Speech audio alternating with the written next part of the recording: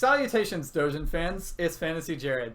I'm going to be doing a Labyrinth of Touhou 2 team building / character composition guide for this wonderful, wonderful little Dojin game made by 3 Peso. Hopefully by the end of this video, you will understand how to better optimize characters, how to compose a party, how to create a party rather, and you'll understand more about the game and how it works, so you will be more prepared for the challenges that are up ahead of you. First things first, allow me to introduce myself. I am FantasyJared. You can call me Jared for short.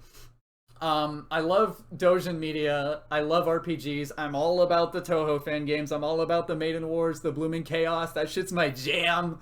And Labyrinth of Touhou in particular is my favorite series of video games, period. It is my favorite thing, and I hope that comes across as obvious in this video.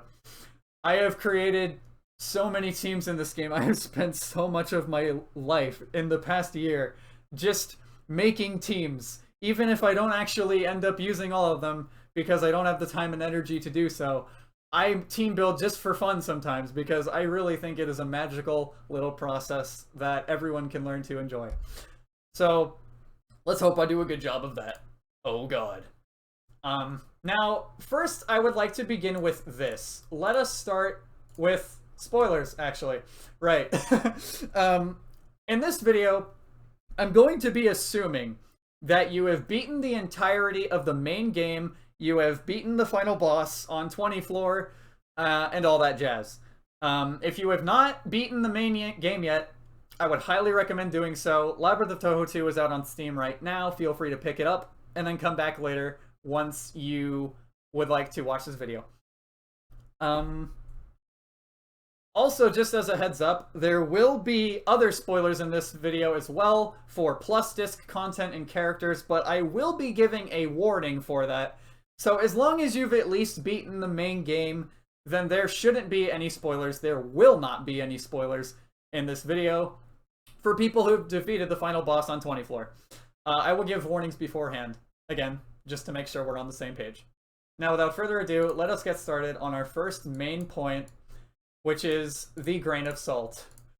Oh, the grain of salt. So, here's how I think about it. RPGs are meant to be played for fun, with your waifus, alright? LOT2 is a game where the character balance is just good enough to where I don't know if I could call any character straight up bad or unusable in good conscience. It is very important to keep this in mind because for the rest of this entire video, I'm going to assume that you will remember this. Again, grain of salt, play with your waifus, just have fun. If you don't want to get as into it as I do, that's fine. And that, to me, is one of the wonderful things about team building in Labyrinth of Touhou, dare I say, in RPGs in general, is that it can be as simple or as complex as you want it to be. Therein lies the appeal. So the first thing we're going to do is we're going to talk about playstyle. That's right, we're going to talk about you. So, in order to understand how your playstyle affects your team, first off, what is your playstyle? Different people have different playstyles. It's a common fact. Everyone plays RPGs a little bit differently. One of my good friends, Mince, for example, he prefers a very defensive perspective. He likes durability, taking hits, not having to worry about surviving. And on the complete other side of the spectrum, there's Forflon, a member of the Maidens of the Kaleidoscope Discord server. He's all about the hyper offense. He uses Flandre, you know, all of the hyper offense characters. You know, as they say, you know, don't brace for the boss. Make the boss brace for you. That's something I just came up with right now. I'm pretty proud of that.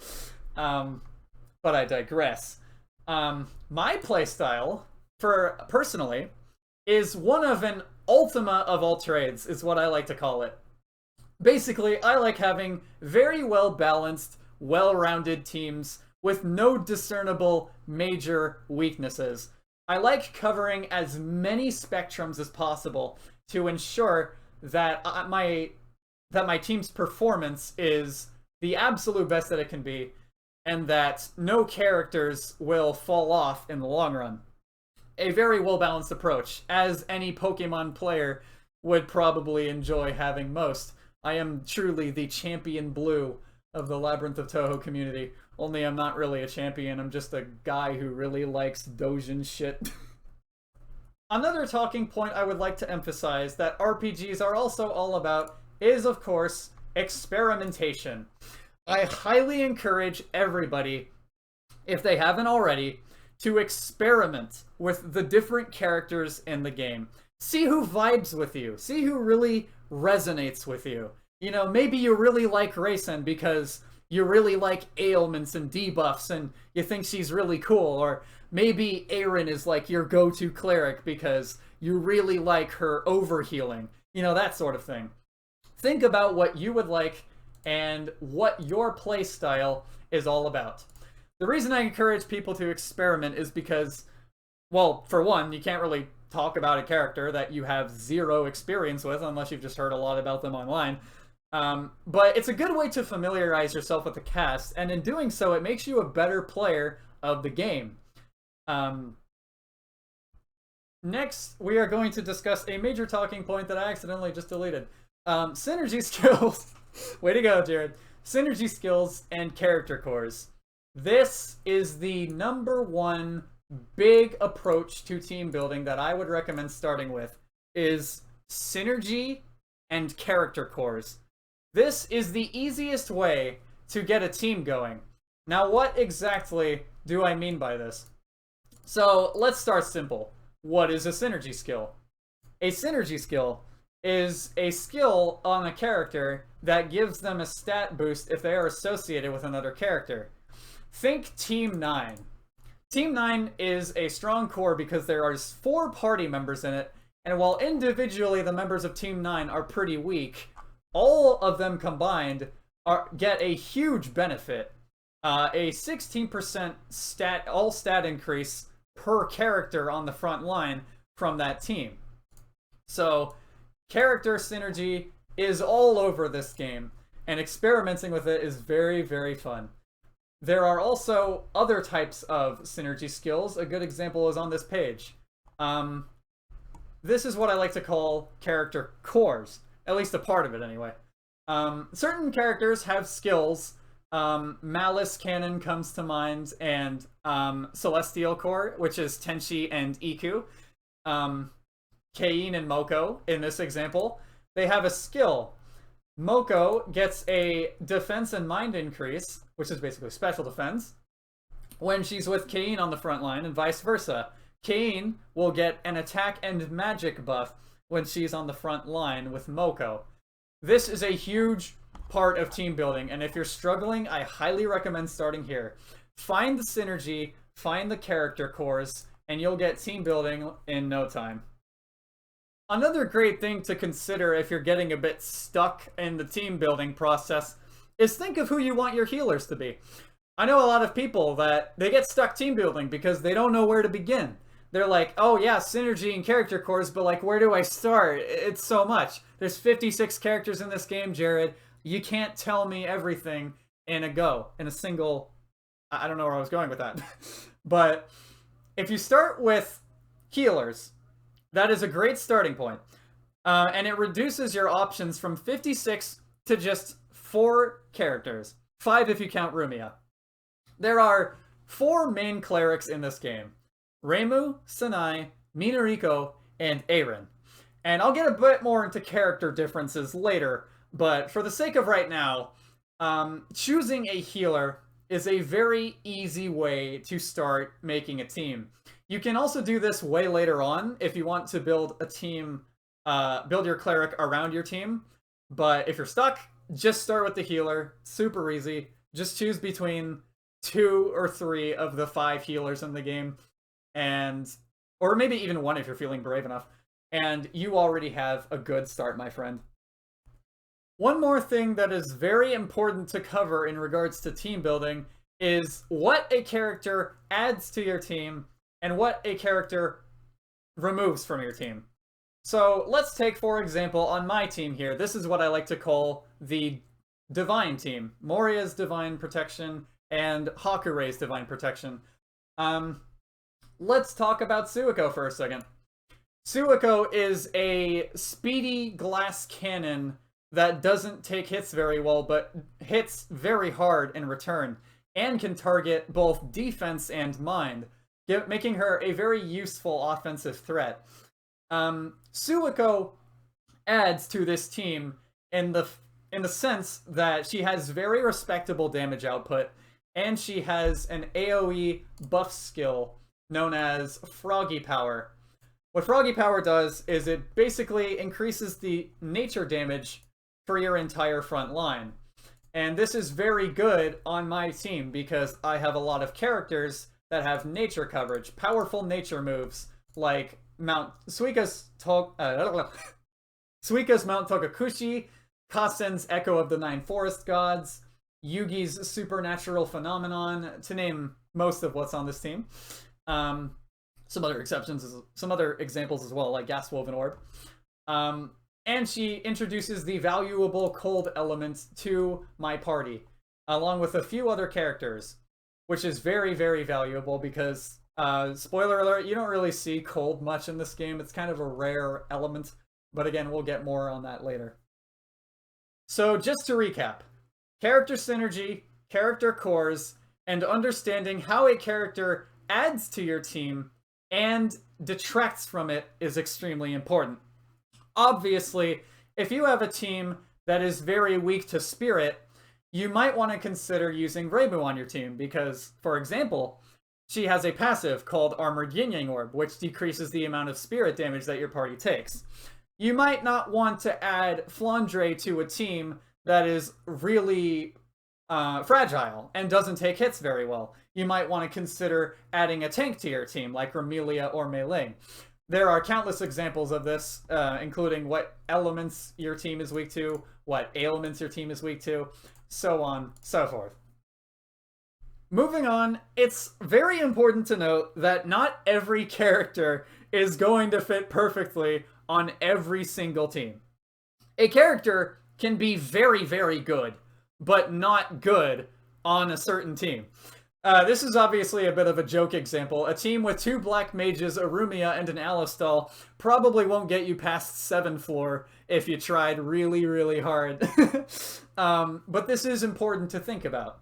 Now, how do you know when a character isn't suited for a team? Well, as I discussed earlier, if a team member adds a very notable weakness to that team that you might want to get rid of, you can start there. Again, maybe a bad elemental affinity. Maybe your party is a bit slow and you need someone faster on your team. Like, I don't know, the fastest character in the game. Yeah, okay, she's on page 3. Nailed it. And Aya. It really does depend on a lot of specifics. And this is kind of what I was talking about when I mentioned earlier that you can get as into team building as you want to. It can be as simple or as overly complicated as you want it to be, and that is absolutely one of the best things about it. Now that I've given a very simple example of maybe what not to do on a team, now let's go through the metagame. And I know some of you hear that phrase, and you're just left with a blank slate. You can't think of anything. What is a metagame? And I have the answer for you.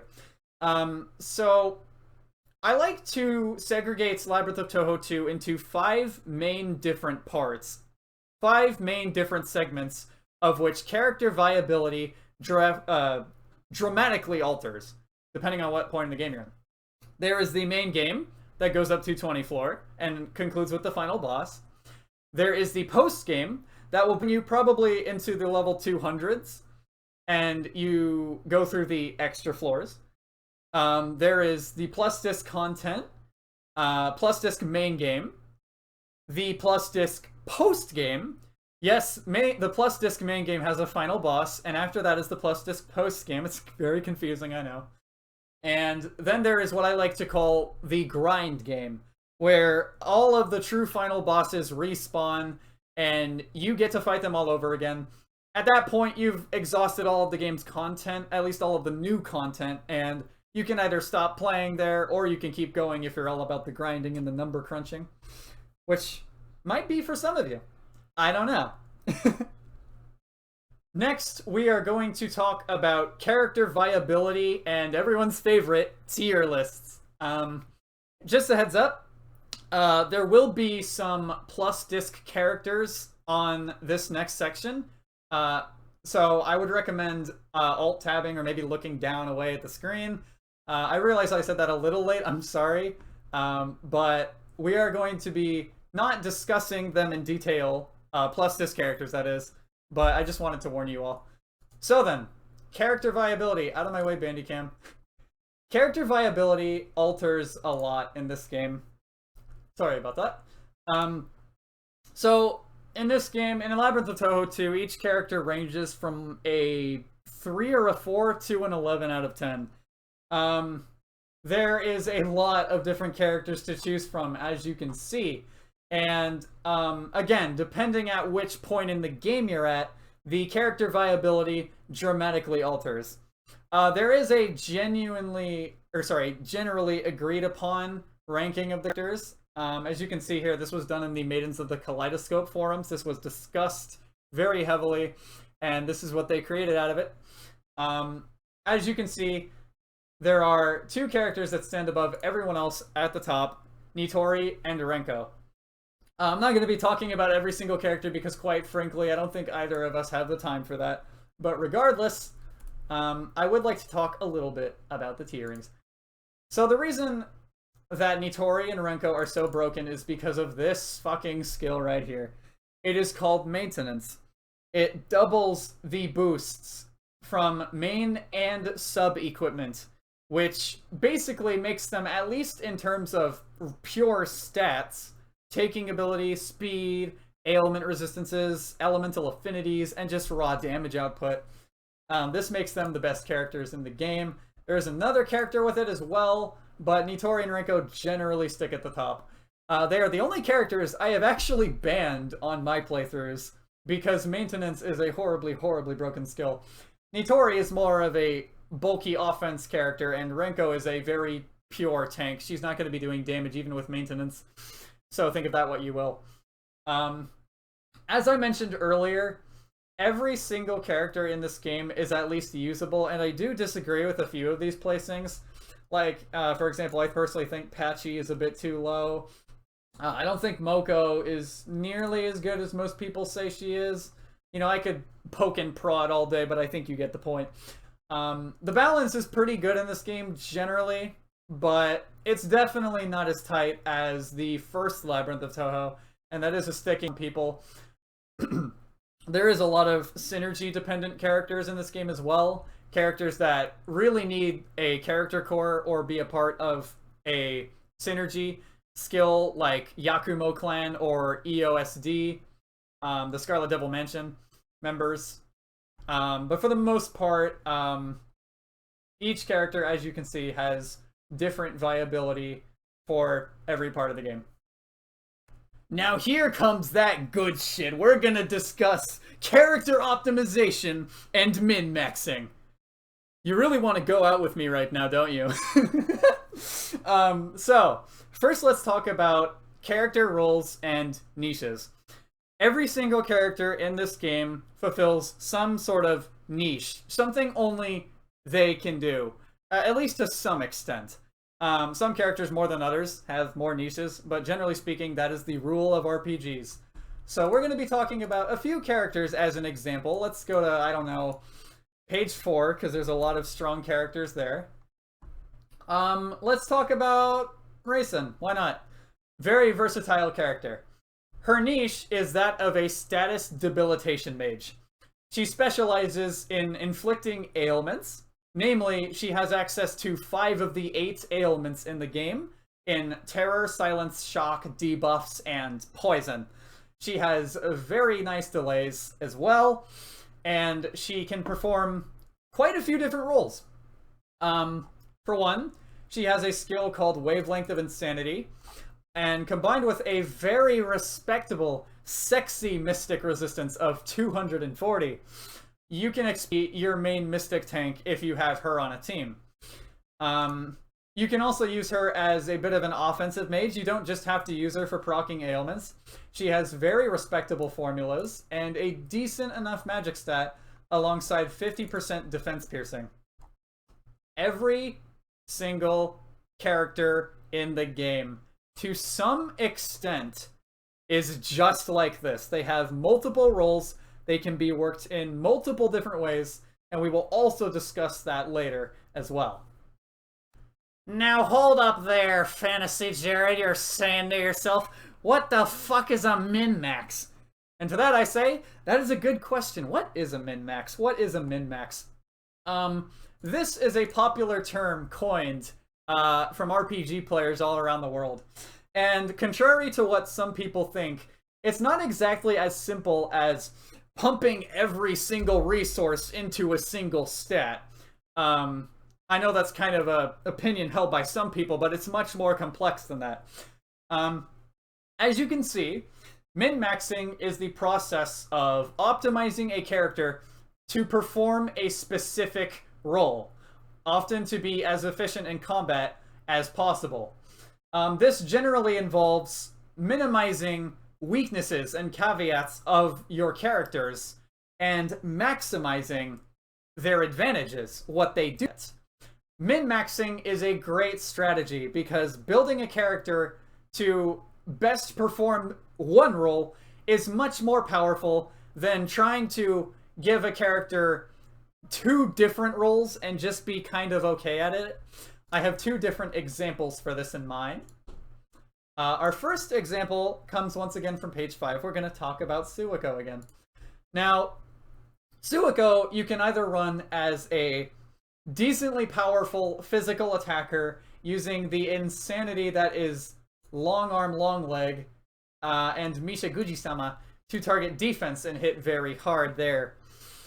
Or you could use a magic build that uses Froggy Braves the Elements as well, which isn't nearly as viable as I remember because I just realized that Mishaguji-sama targets defense, but we're just going to move right past that because it's not that way in the first game. But yeah, Suiko is a character you can either specialize all in on attack, magic, or you can use a combination of the two, but it's not going to be as strong. So that's why people will recommend you build a character one specific way rather than to cover two specific things that you won't be able to do nearly as well. Because obviously you're not going to be able to invest in both attack and magic as well as you would just hyper-maxing one of her offensive stats. A great character to min-max, in my opinion, is Patchy. Patchy is the definition of a min-max character. She has astronomical MP, magic, and mind, fantastic silence, death, and debuff resistances, and not a bad pair of affinities. She has nuclear spells with pretty good formulas considering her, again, astronomical magic stat, and some very powerful passives to boost that up in the form of Grand Incantation, which serves as a basic power boost, and Girl of Knowledge and Shade, which gives her a bit of elemental piercing. Basically, for people more experienced with this game, it is an offensive version, an even more offensive version of Sheer Force. So I like to use Patchy as an example for min-maxing. But you're already starting to see the problem, aren't you? She has the lowest HP in the game, the lowest attack. Her defense is piss, her speed is non-existent, her evasion might as well be straight out of the first game, which, wink wink for you LT1 players, evasion doesn't work in the first game. She has 5 ailment resistances that are 0, which is beyond awful. So she's a character that you would want to cover her weaknesses as much as possible while extending her strengths. Generally, this means you're going to be giving her a lot more magic and mind while decreasing the burden that her awful defense, HP, and speed have on her. That is the process of min-maxing. Our next segment is a funny one. Vendetta encounters and preparation. This is a very important part of team building to me. This is basically preparing for the most difficult fights in the game. And we're going to start prior knowledge. Fellow Touhou player Yatsuzume, absolute god at the games, by the way, he, in his guerrilla how to impromptu dodging a video, he discussed a bit of prior knowledge and what it means. This is the example he used. Basically, picture yourself in an arena. You're about to fight something that you don't know what you're up against. Your choices are a shield, a mace, and a spear. Now, obviously, the fight is going to be a lot easier if you have someone there to tell you what you're going to be fighting, or if you have that prior knowledge.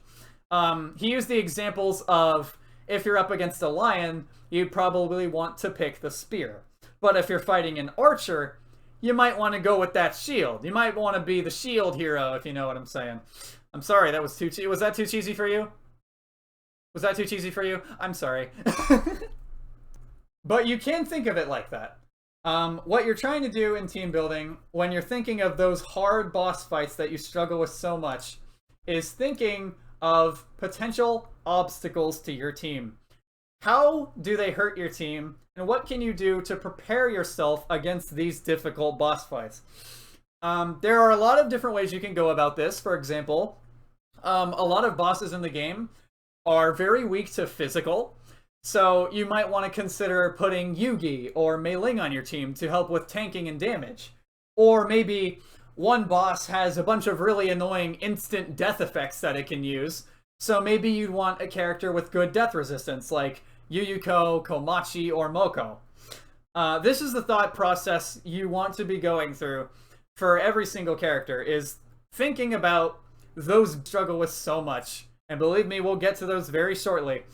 And how you can prepare your team to embrace that storm. Long-term thinking, aka prior knowledge. So we're about to talk about what I personally like to call the Frightening Five. There are 5 boss fights that I hear come up constantly in conversation. Whenever you ask someone, who is the hardest boss fight in Labyrinth of Touhou 2, they will almost certainly mention at least one of these fights.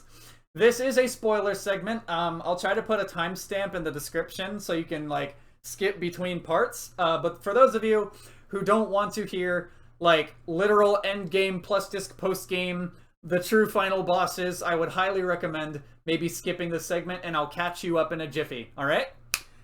Let's talk about hard bosses. So, let's talk about them. The first fight is Magatama of Darkness. The second fight is the Guardian of the Crystals, also known as Kulix. The third fight is Mononobe no Futo. The fourth fight is the Epiphany, the Murakumo version 3, also known as Epiphany Murakumo. And of course, the full power Dragon God. Each of these fights are hard in their own unique ways, and they are very, very difficult to counter. So let me go a little bit into how I would prepare for these teams. Or sorry, these fights. For the Fudo fight. Fudo basically has a counter that goes up every single time she takes an action. And every time you hit her, that counter decreases. That counter acts as a permanent buff, and if it gets to maximum, which is 10, then she gets a big heal. So the fight revolves around using characters that are hopefully very fast, insane speed stat, and damage rushing her as much as possible. Characters like Mei Ling are really, really good for this fight. And I myself have brought a few countermeasures, namely strong physical offense in the form of Yugi and Oren, to name a few characters. Also others as well, like Kasen and Suika can also contribute pretty well. Basically spamming attacks so she doesn't get a turn to hit you. Magatama of Darkness is another bane of everyone's existence. Thurler mentions this one a lot in passing. Basically, the Magatama is a boss. Every time it takes an action, every time it moves, gets a turn, its speed stat permanently increases. It is very bulky. It is the third form of the Magatama in the game, and it's by far the hardest one of them all. It has a move that it uses, I think, at half health, called, forgive me if I pronounce this incorrectly, Graces of Tama no Oyano Mikoto. This is a 100% buff to defense and mind, and it is also a full HP heal. And combined with the fact that it gets faster every turn, it's kind of a nightmare fight. There's also Kulix, the Guardian of the Crystals. 4 different elemental crystals are on the battlefield, along with Kulix himself, a very nice nod to Super Mario RPG, by the way. Kulix is a fight that requires a lot of micromanagement and a lot of multitasking. It wouldn't be entirely inaccurate to call that fight like a chess game in of itself. Every one of the crystals is weak to something completely different. And the Guardian of the Crystals himself, I'm just going to call him Kulix from here on out, he has HP regen. So, again, you really want to make sure, no matter what kind of team you're making, that you are ready to encounter these troubles. You are ready to, you know, enough damage, or pierce enough defenses, or heal enough of the damage from your party members, or whatever, to excel in these fights. Now, obviously, what the hardest fights in the game are ultimately up to you, what you want to prepare for. But this is a very important part of team building, is preparing for the vendetta fights. Alright, so for the probably 2 of you who actually skipped the spoiler, basically, we just talked about some of the hardest fights in the game and how prior knowledge can help you with those fights. If you know a boss is weak to something, or they have a tool that one of your party members is good against, like maybe one of those skills, like I mentioned, Reisen's Wavelength of Insanity, that reduces mystic damage for an entire front line. You can get very creative with this, but I digress. So let's talk about building tips now. What do I prioritize? What do I build my characters to be? How do I build characters? And we're going to start with a very good example. The importance of affinities and ailments. I'm going to assume everyone watching this video already knows what all the ailments do, but it cannot be understated how utterly important elemental affinities are in this game. Fire, cold, wind, nature, mystic, spirit, dark, physical. We on the same page, hon? Good. So, affinities work like this. They start at 100. 100 is a neutral affinity. The lower under 100 it is, the more damage you take. And the higher above 100 it is, the less damage it elements. As the wiki says, which by the way, great resource, I absolutely love it. The difference between a 20 affinity and a 25 affinity is 100% damage. Very big. While you might notice, damage reduction kind of goes down. This is the sunk cost fallacy, in a way. The higher your affinity is, the less damage reduction you're going to get out of it, although it's still very, very important. So generally speaking, it is highly recommended to bolster weak affinities than it is to buff stronger affinities. So taking Reimu here as an example, we'd want to get rid of that 66 mystic resistance as soon as possible, because otherwise she's going to be taking a lot more damage, and that hurts her survivability, which hurts the durability of your entire team as a whole, since Reimu is your healer. She's the AoE healer of the game. She's a very important party member. You don't want to lose her, and I'm not just saying that because of waifu bias. I'm not just saying that because of waifu bias. Oops. Ailments are also very important to cover. I'm assuming you're literate. You can read Poison, Shock, Paralysis, Heavy, Terror, Debuff, Silence, and Death. I'm not sure why I read it in that order, but now's not the time for silly questions. Each one of the ailments can be deadly in their own right. I think the most important ones to prioritize are Death and Debuffs. Death is exactly what it sounds like. It instantly KOs a character, regardless of how high their HP is, how high their defenses are. If they have a bad death resistance, it's going down. Ailment resistances operate on a 200 is complete immunity. 40 to 70 is considered very good. I'm generalizing a lot, but just so you get the basic idea. 0 is like nothing, 25 is a little bit, 40 is pretty good, 50 plus is very good, 80 plus is an extreme affinity, extreme resistance to it, so on and so forth. And now let's discuss prioritizing skills, and skills that you also want to look out for. So, how do I prioritize character skills? Well, let's introduce them first. I think that would be helpful. There are 3 different types of character skills. There are base stat boosts, passive skills, and spell cards. I generally recommend for most characters to prioritize the bottom left here, the passive skills, the ones in green that aren't shaded. These are character-specific skills, although some of them are shared between characters. Generally, they're extremely powerful. Generally, they make a big difference, and you mostly want to max those out first. You can also go for base stat boosts early on in the game, since you can reset skill points at any time. It's not exactly a worry. Don't sleep on base stat boosts or spell card levels. They can be very, very useful.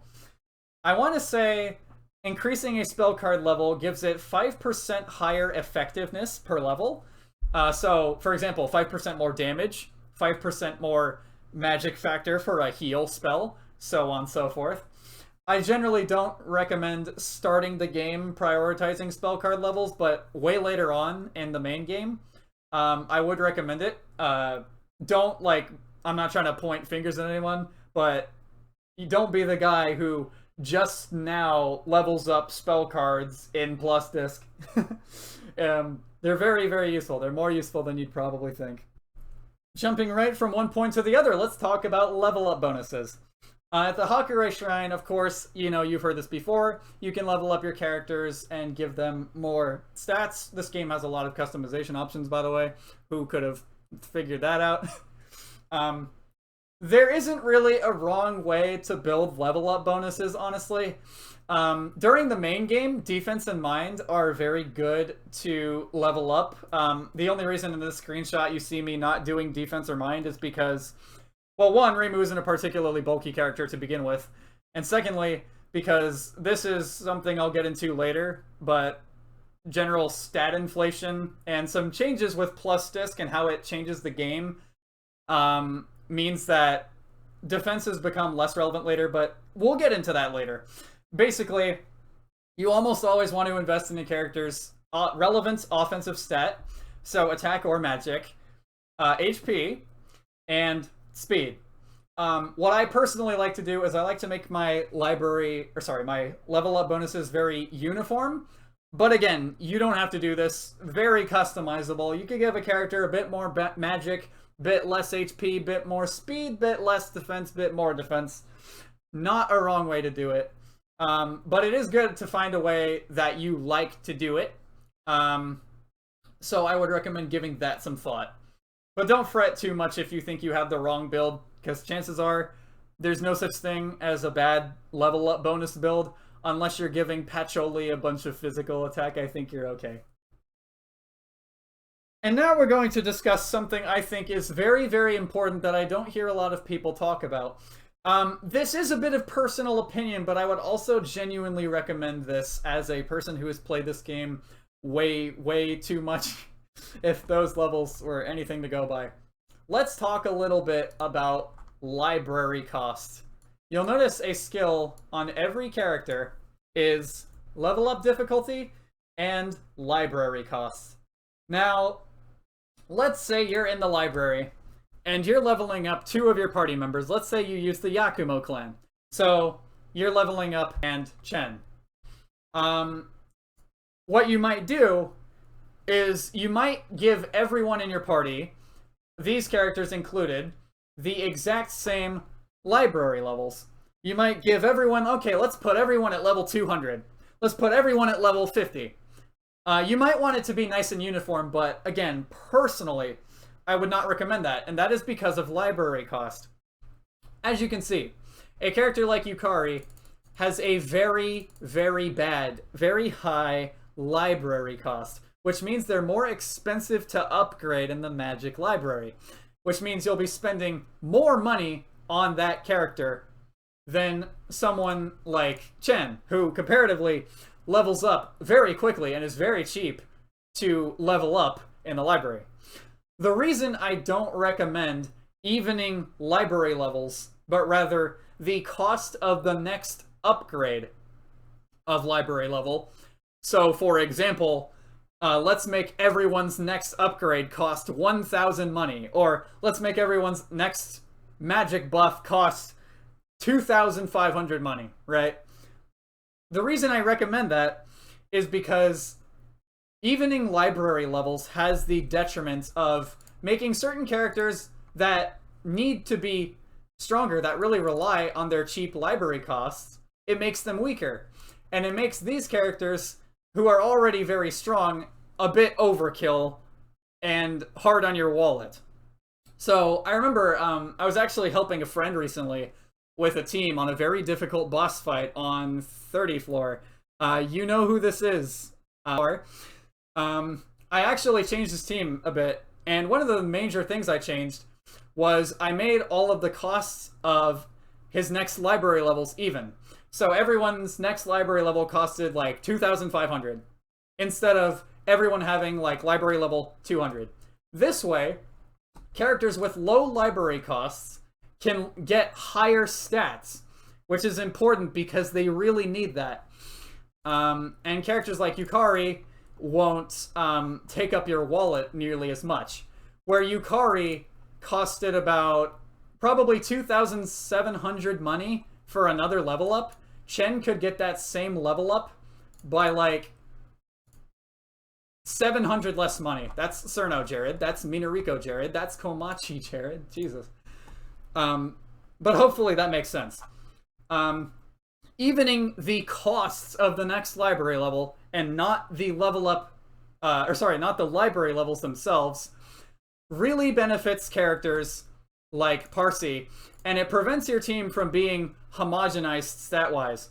It also saves your wallet some trouble and evens out your party very, very efficiently. I would highly recommend adopting this method if you haven't already, if that makes sense. Alright, fellow arsonists, now is our day to rise. Let's talk about fire! Actually, no, we're not going to talk about fire. Well, we are going to talk about fire, but we're going to talk about elements. Now, the reason I discuss this is because you can use what element a character, what you can come to expect from that character. Now, as I mentioned earlier, there are 8 different elemental types in this game. From top to bottom, we have fire, cold, wind, nature, mystic, spirit, dark, and physical. And from here on out, there will be light spoilers for plus disc characters. I will not explicitly discuss them again, but I would recommend, if you care about that sort of thing, maybe turn your head down, don't look at the screen for a second, because there are some character spoilers in image that I'm about to pop up. Courteous of fellow LOT 2-player Elminster.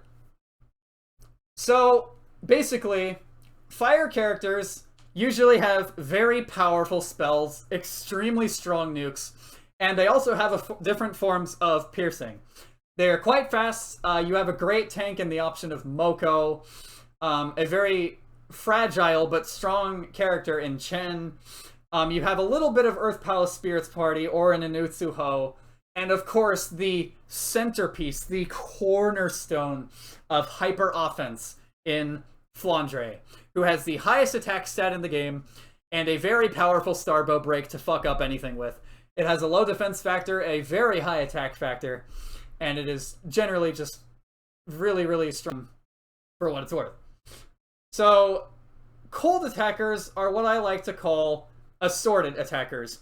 There's not really any character, aside from Cerno, that is a dedicated cold character, but rather a lot of various characters who happen to have cold. Of course, this does not make them bad. On the contrary, cold nukes are extremely useful for certain key fights, like Fujiwara no Moko, and a few dangerous enemies down the line. Cold coverage is notoriously hard to come by in this game. If you have the Moria Shrine members, Sanai, Kaneko, Suiko, you should be fine, though. This is also the tier that packs Nitori. Absolutely busted. Wind is a very versatile, very, very versatile element. A lot of the characters that have wind coverage are very flexible and independent. And that is a very, very good thing, because a lot of characters in this game, like I mentioned earlier, they tend to be very synergy reliant. They tend to rely maybe a bit too hard on that core skill, you know, on that Malice Cannon, on that EOSD synergy, on that Team 9 synergy, right? The great thing about a lot of wind characters is they are to make them work the best. Characters, strong characters like Aya, Kasen, Sanai, Iku, Suika, Konako, Yuka. Very, very strong characters. I would highly recommend, if you're looking for something a bit more standalone, a bit more independent, and very, very versatile, I would highly recommend a character who has wind coverage. Here's probably my favorite one, Nature. Also, as I like to call it, the word for world is forest. Nature has many, many useful abilities, tanking, healing, and very, very strong hits. One of the things that's very good to note about Nature is you get the full Oni synergy, which means you get Kasen, Yugi, and Suika. Some of the best characters, some of the best bulky attackers, and characters, period, in the entirety of Labyrinth of Touhou 2. You also get access to Suiko, which you can use to boost your team's nature damage with Froggy power. But the good doesn't stop there, my friend. You also get Wriggle's Poison, the strongest poison in the game, and you get some really good tanks too. Namely, Tenchi is the star. Highest combined defense and mind in the game, if I recall correctly. And you also get access to Yuka, which is pretty fantastic. Lots of bulky attackers, some fast attackers, very hard hitting, mostly physical, but a bit of magic in there. And finally, to top it all off, you get a fantastic fast healer in Minariko, who has the strongest single target healing in the game. Very, very well-rounded and very, very powerful. Mystic is a very fun core to discuss. A lot of these characters, almost every single one is a mage, actually. Like Elminster says here, there's a few good combos here and some pretty strong options. You get access to Malice Cannon, so Marissa and Alice. You get the full Aente synergy, Kaguya, Eren, and Reisen, which, hell yeah, that's my jam. You get 3 of the 5 members of Scarlet Devil Mansion and almost every character in the Earth Palace Spirits Party. So if you're looking for very strong synergy, maybe some healing, I would highly recommend looking for characters with Mystic coverage. They will serve you well. And one of the sorceresses' Berserk button. Sorceresses? Feel free to yell at me in the comments about how I pronounce things. I really like comments like that. So, what do I mean by Berserk button? Well, I'm glad you asked. Or rather, I'm glad I asked. Berserk buttons are basically tools that you use when a boss puts on its war paint. When the serious shit goes down, bottom of the 9th, you're facing Moko, you think you won, and then all of a sudden, out of completely nowhere, she resurrects herself, heals a lot in the process, and she spams Fujiyama Volcano until your whole party is dead. Well, fortunately, my friend, there's a workaround to that. Enter the Berserk button. Probably the most popular Manic Killer, as you can also call it, is the Master Spark. The Master Spark is the cornerstone of Berserk buttons. It is a very, very powerful spell. Let me show it to you right now, actually. It gets stronger the more MP that Marissa has. Yuka also has access to it as well once she awakens, but we'll get to that later. Master Spark is a phenomenally strong skill. It has a very high delay, and you can shave off the final 15 to 20% of any boss health bar just with a well-timed spark. And that's not the only Berserk button in the tier either. As I mentioned, Yuka has access to it as well. And Utsuho's Giga Flare could be considered a berserk button in its own right. So if you're having trouble with those rage phases, those, you know, crazy parts of the boss where they're low on HP and they start wrecking your shit, look into Mystic, baby. Look into Mystic and find yourself some berserk buttons. There's also some other characters like Nitori with Super Scope. It's not exclusive to Mystic by any means, but they have the strongest ones. But I digress.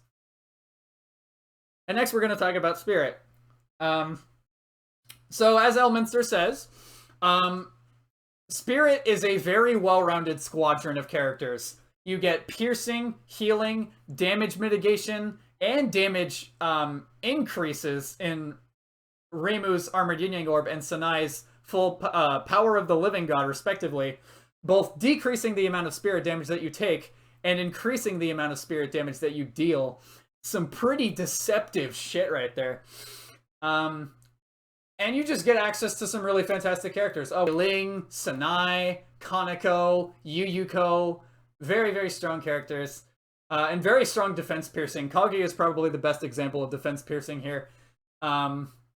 So, all around, if you're looking for a good place to start, I would look into some of the characters with spirit coverage.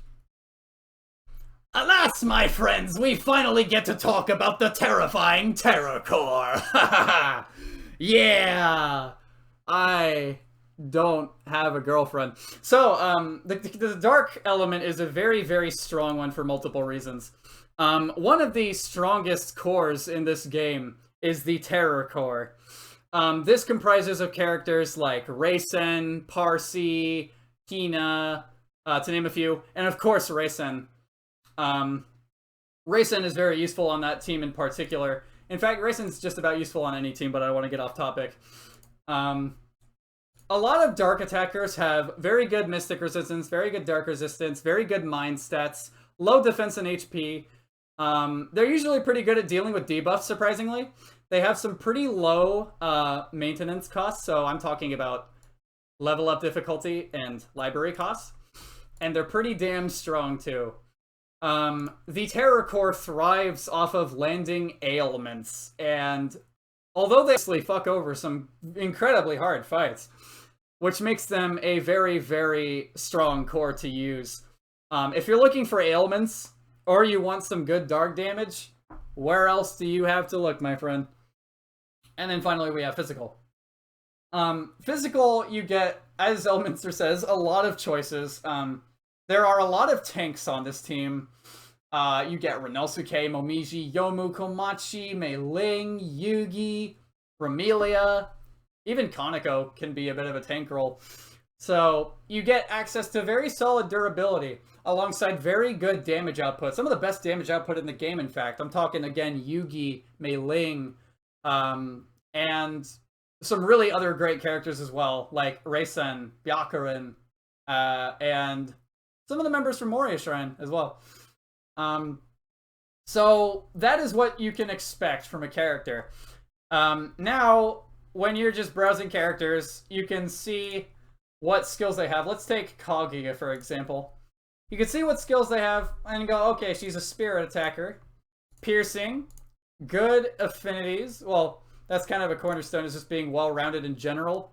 That's a cornerstone of spirit in general. But especially Kaguya, she has the best. Her low placing on like every tier list in this game might fool you.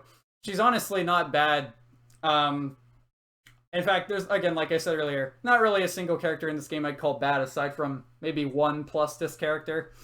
You guys probably know who I'm talking about, but I shall refrain, because spoilers are bad and not fun. But I digress.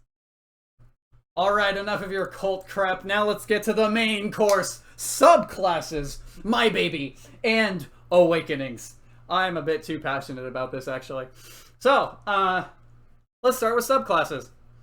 Subclasses are an introduction. They are introduced very early on in the game. I want to say 6th floor in the Ocean Stratum. You get access to a Gem of Awakening, and you can use this Gem of Awakening to give any of your party of 12 a subclass. Now, the obvious question, what is a subclass? What is an affinity? Oops, sorry. So subclasses basically give your characters unique passive skills, and some additional spell cards to work with. And I'm going to talk about a few common ones that are used very often. But as I mentioned, you can get really creative with these, so I'll get into that in a bit. Monk is a subclass that I'll actually get into a little bit more later. It is a very strong subclass and is a common recommendation for any physical attacker. You have the Warrior subclass with access to the powerful Explosive Flame Sword. Very nice damage formula and tons of attack buffs to liven up your party. Just go fucking nuts on those bosses. Sorcerer is a good pick for magic damage dealers, particularly Iku, since she really benefits from the enhanced normal attack. I'm getting a bit ahead of myself. And of course, a bunch of great magic buffs spruced in there for the good of the world. The good of Zawarudo! I don't know why I said that. Healer, I don't have to tell you what the healer subclass does. It's great on Erin in particular, since she can overheal, making her one of the most bustedly good characters in the game if you use her correctly. This subclass is very notable for being very good on characters like Reimu and Sanai. You can turn buffs into heals, heals into buffs. It's pretty great. And you can also give characters who didn't have buff spells before some pretty good options in Art of the Battle Mage and Ounce of Prevention. Good shit! Hexer is good. Toxologist is great for characters that rely on ailments. Magician is a great subclass for characters like Utsuho, who rely a lot on high MP costs for high damage. Also very MP intensive characters like Reisen, when you're spamming her buff, Grand Patriot's Elixir, you can run out of MP pretty quickly, so Magician's pretty great because it allows you to basically have MP restoration and a chance to not consume any MP at all when you use a spell. Some other great choices here. Herbalist, which gives your team a bunch of great passive buffs and a very powerful damage and healing buff in Herb of Awakening.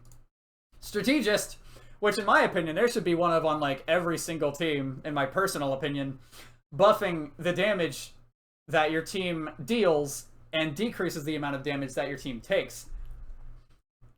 And our final common good, really great subclass is Transcendent. If I don't mention a subclass, it's not bad. I'm just talking about, again, common good picks. Transcendent works well on just about any character. It's just a simple stat buff. It's really strong. It's a great subclass. It's great on characters that don't really rely on subclass skills, like Sakuya, Ramelia. They definitely come to mind.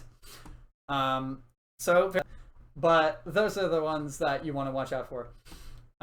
Guardian is also quite good defensively. But I digress. Another thing that's very worth noting is that you can get very creative with how you subclass your characters. And for this example, I would like to talk about, as I put it in my notes ever so eloquently, be open to unorthodox strategies. The Wizard Monk. So let me kind of explain that. Yeah, that would be a good idea. So, not every subclass actually works that bad on a character that you'd think it would serve no purpose on. Some characters actually benefit from some really weird subclasses that you wouldn't think would be good on them.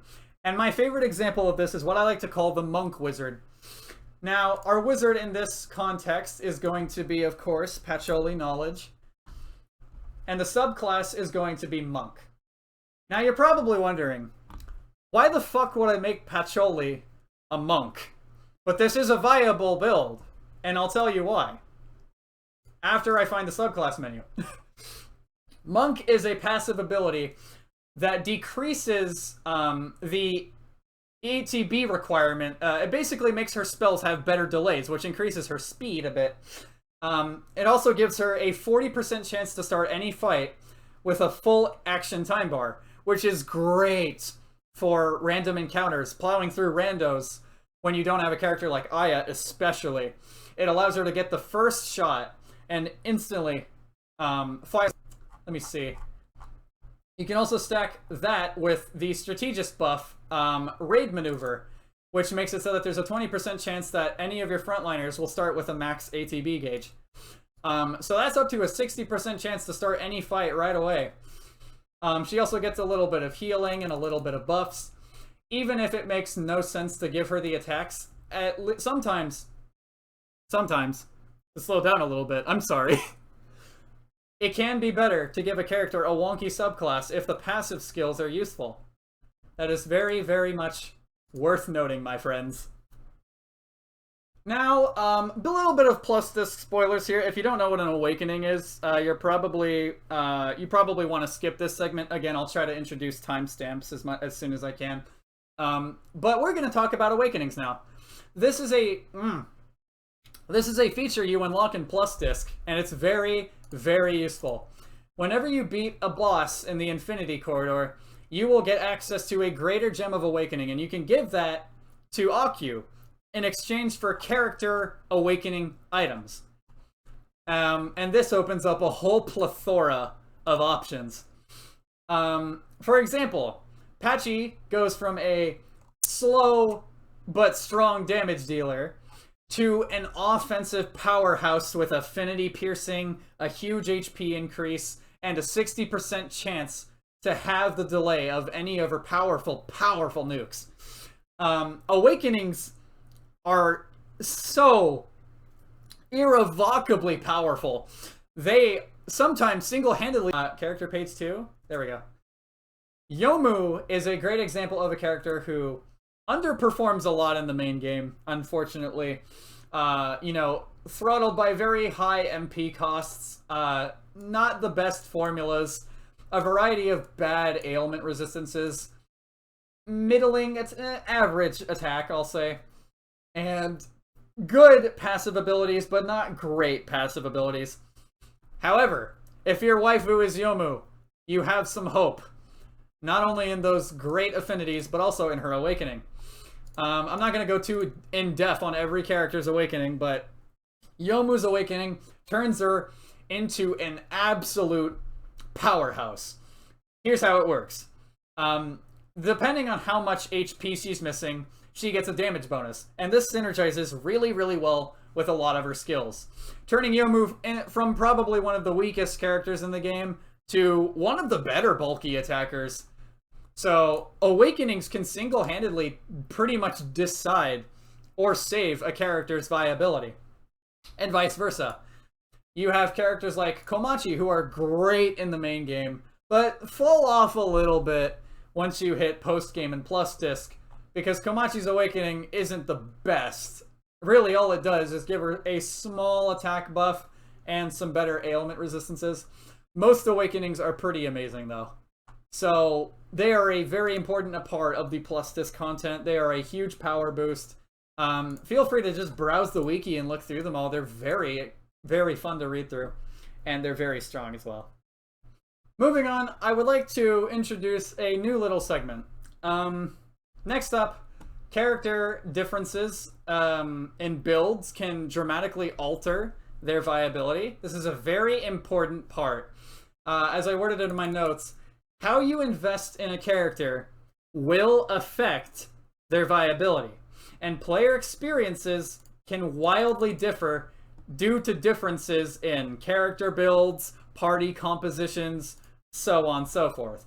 You might think a character is pretty bad, but that might just be because you didn't invest in them optimally. Let's take this obviously not very good Flandre build that I made.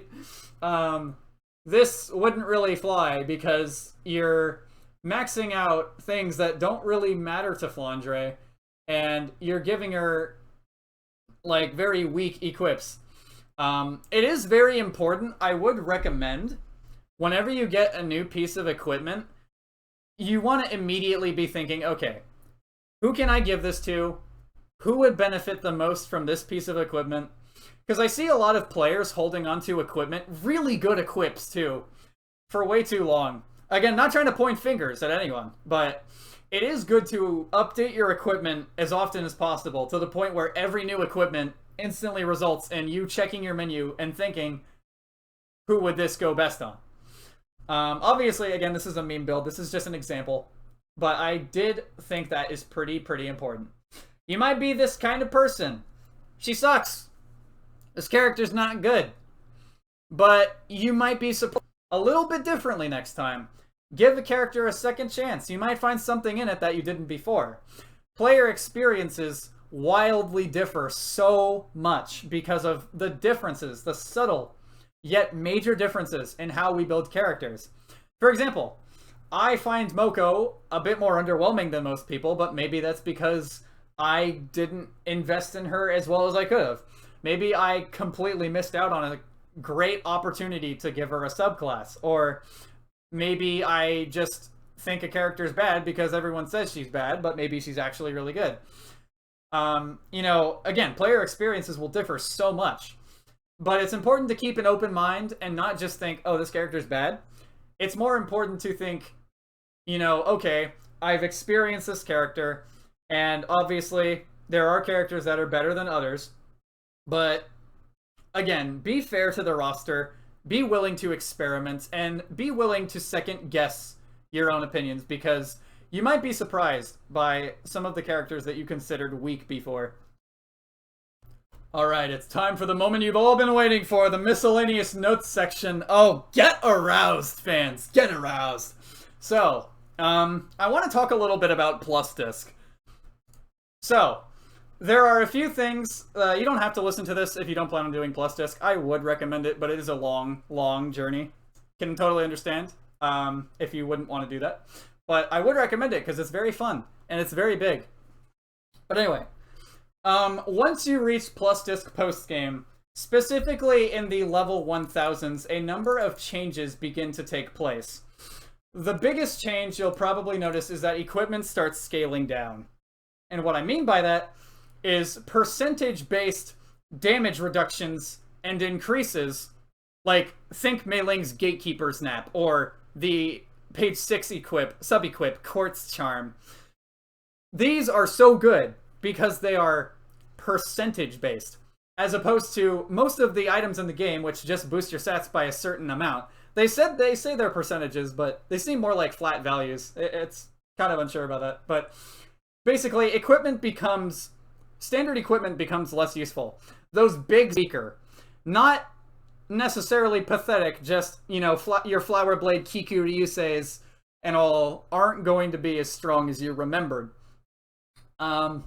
Defense and mine start scaling down as well. They become less useful. Still useful, but they don't have nearly as much of a say in damage reduction as they used to in the main game and the post game and even the Plus Disc main game. Speed becomes less relevant.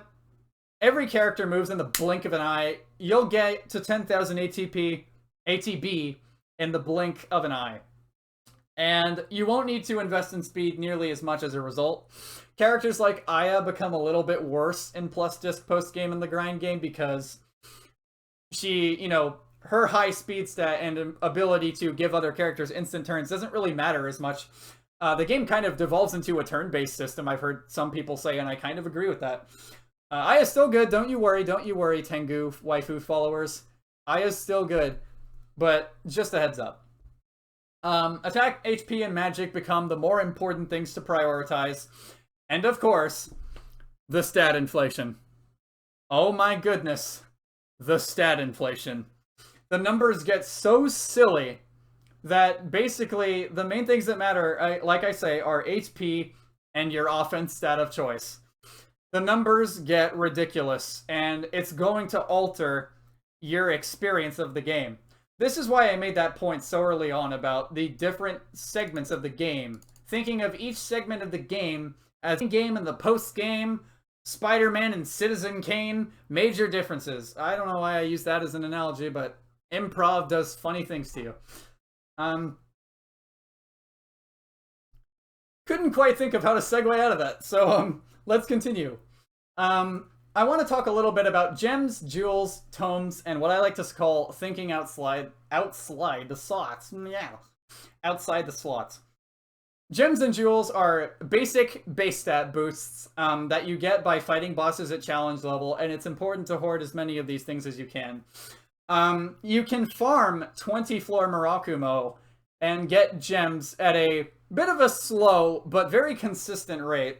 If you don't mind putting up with a bit of a multi-hour long kind of obnoxious grind, you can get a lot of gems and jewels, not jewels, but gems that way. Spoiler alert, you can skip like 15 seconds if you don't want to hear this quick comment I'm going to make. Basement floor 11 is also a great way to farm for gems and jewels. Very good grinding floor in general. Tomes, everyone starts with a different amount of base stat boost by default. So you can see Mei Ling here. She starts with an HP, attack, and defense, but oh, sorry, Momiji. Jesus. I'm sorry, Momiji. She starts with attack, HP, and defense boosts.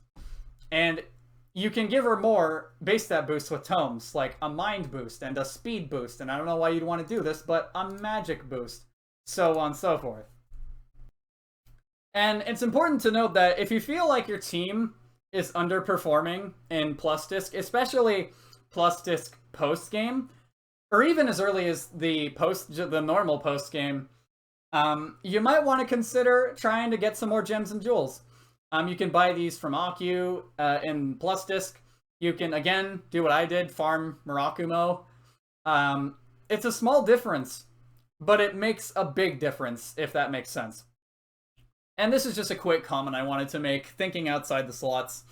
I was talking to a friend earlier. He said because of one of Kaneko's abilities, I think it's called Sky Creation, it is a 30% damage boost if she is in the rightmost slot of your party, which is very, very useful. However, it's important to think a bit outside the box. 32, I was 4% off at max level. These skills can be very, very useful, and it is important to use them a lot.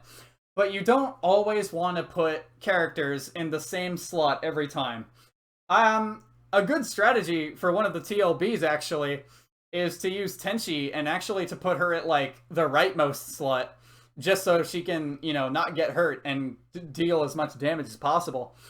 Be willing to think outside of your dedicated formation and experiment to find different solutions to different problems. There's other examples as well I could use, like Mei Ling, Gatekeeper Snap, which gives her an increase to speed and defenses. And you have to, she cannot be at the leftmost if you want to use this skill. And it's a damn shame if you can't use this skill. So you think, oh, never use Mei Ling at rightmost, or sorry, leftmost, right? Well, actually, no. Guardian Mei Ling is a very legitimate build. You don't need Gatekeeper Snap for a viable Mei Ling. So, again, thinking outside of the slots. Very, very important. And now, because I've completely lost the ability to segue from one topic onto another, let's talk about loss aversion. And, where was I going with this? Loss aversion and trade-offs. Oh yeah, okay. So, a lot of the time when you're equipping something, you're going to have to make a trade-off. And this is something you see a lot in not just RPGs, but video games in general, is you're going to have to learn how to deal with loss aversion.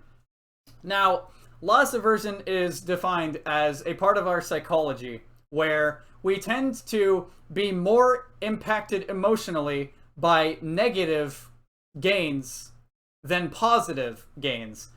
Probably not the best way to word it, but for example, in this image, you can see I'm using the exact inverse of a certain item. Do I risk losing my resistances to poison through shock for better terror through debuff resistances, or do I keep my current build?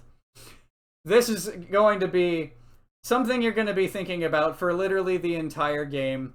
Is, you know, very rarely is equipping characters as simple as, oh, this item's better in every way, let's put that on. It will happen, but it's not going to be terribly common. So be prepared to deal with some hardcore loss aversion. Never thought I'd say that sentence in my life. Another problem you might come across in team building is what I personally like to call character wars, aka, who do I put on the team? This person or X person? This is something that I used to struggle with a lot. For example, the Kasen slot here. I thought of any combination of Alice. Good thing I didn't say that character. That's a spoiler. But yeah, Alice, Parsi, and it's just like, who do I put here? And it kind of has to do with what we talked about earlier. What does a character add to your team, and how do they cover a weakness on your team? For example, I noticed a lot of really cool parallels between Kasten and my team. Her elemental affinities are the exact opposite of Byakurin's in a way, so they cover each other very well. I also really needed another tank, so Kasten serves that purpose on my team, is if Byakurin goes offline, God forbid, we have Kasten, we're good. We can spam Cursed Arm, and everybody's happy. You also might want to consider things like awakenings and character passives, or if you already have that role on your team to begin with. Obviously, this is a team with 2 healers already. I probably don't need a 3rd one, right? You can run a team with 1 cleric, but I would recommend at least 2. That's my personal golden rule of thumb, but feel free to not do that if you don't want to. And of course, I must digress. That brings us to the ending I'm sure you've been long waiting for. I wanted to give a special thanks to... I don't even know I'm trying to hide the side pan anymore. I wanted to give a special thanks to just how awesome the Labyrinth of Touhou community is. All of my close friends I got into the game. All of the really cool people and Maidens of the Kaleidoscope. You know who you are, all of you. Really, really helpful. Really awesome people. Just special thanks to players like Elminster, Forflawn, who I'll get back to in a second, actually, for a certain reason. The translators as well, all of you. Kaz, Kuilfrate, Regal Star, Yuko Shionji, Deranged, very talented players like Thurler, again, Elminster, and Forflawn, and just some other, just everyone in that server is so cool. On the nom, woohoo lol. I love you guys. You guys are fucking awesome. I want you to know that. I really hope you guys got something out of this guide. Again, sorry if this was a bit like impromptu. This is my first time ever doing anything like this. And I really hope you guys enjoyed it. I hope you learned something. Hope I made you think. Hope I made you laugh too. I probably didn't make you laugh. I probably made you cringe, but I hope I made you laugh anyway. And now just a few closing thoughts before I wrap up the video. Down in the description, I will include a link to the Steam page of Labyrinth of Touhou 2. I will also include a link to a PDF guide that Forflawn made if you really want to get into the team building. Forflawn made an incredible guide on every single character in the game, which means I don't have to do that, and that's awesome because my throat is killing me right now. Hooray! But I digress.